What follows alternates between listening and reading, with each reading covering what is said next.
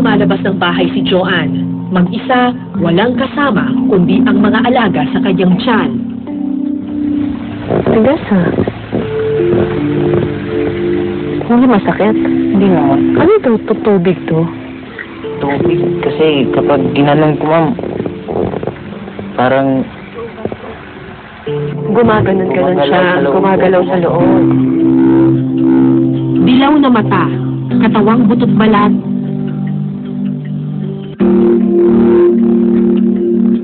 tiyang halos di mabuhat sa bigat. Tumigil na ngang tumingin sa salamin si Joanne. Pero hindi dating ganito ang binatang ito. Sino ito? ako yan, ma'am.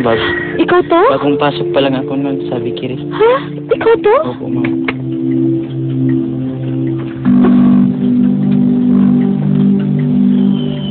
Hindi ko nakilala. Ang mga litratong ito ay kuha noong 2005, noong second year high school si Joanne.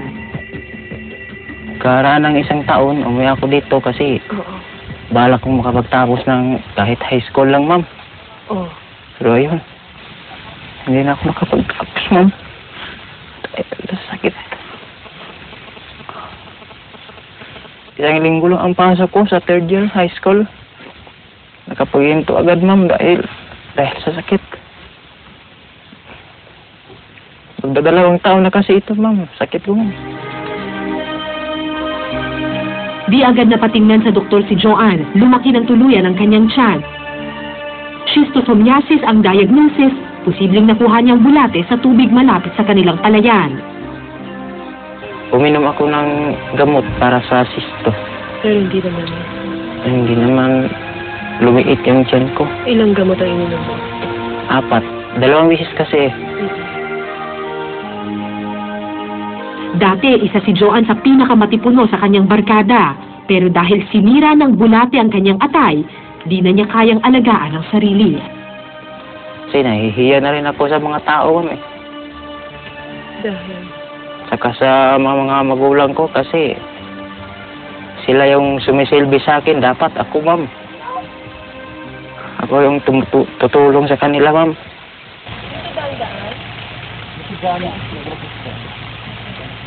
Iniwan ko si Joanne sa palayan, ginugunita ang kahapon. Kung pwede lang mapalaya sa mga alagang sumira sa kanyang kinabukasan. Ilang taong pinag-aralan ni Dr. Salvatierra ang sakit na pumapatay sa kanyang mga kababayan.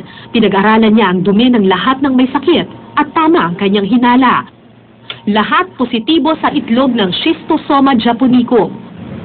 Isang bulate na matatagpuan lamang sa Japan, China at Pilipinas. Sa ibang bansa, tuluyan na itong nabura. Pero dito sa Pilipinas, patuloy pa itong nambibiktima.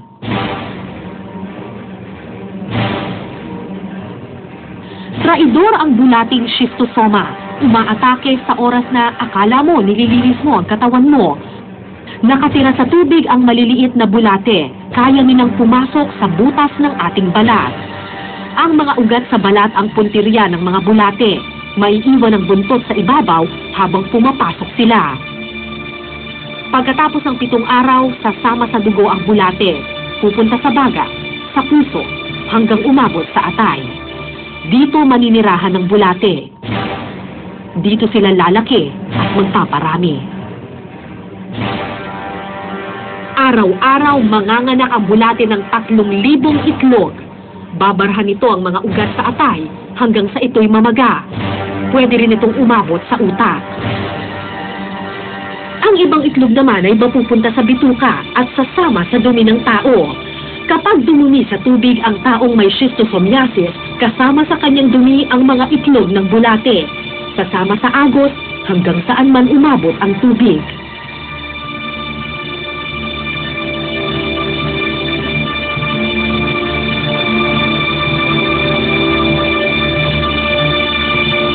Sa loob ng suso, patuloy na magpaparami ang mga bulate. Kapag husto na ang edad, lalabas sila para maghanap ng bagong mabibiktima. Maghahanap ng balat na mapapasukan ng katawang pamamahayan para magparami ng walang katapusan.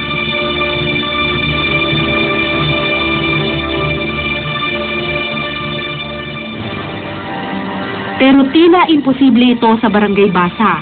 Marami sa mga bahay rito walang sariling palikuran. Kung ma-imagine mo na may isang bata na libo-libo or minsan milyon-milyong itlog ang lumalabas sa kanya, pagdumi niya, ganito ka grabe ang pagdumi na ang karumihan ng kapaligiran. Pero para matigil talaga ang transmission na ito, kailangan, bukod sa gamutan, kailangan mayroong environmental sanitation. Yung pagkakaroon lamang ng sanitary toilet na gumagana. Ayon sa DOH, isa sa bawat 3 bahay sa Pilipinas o 5.6 milyon na tahanan ang walang sariling palikuran.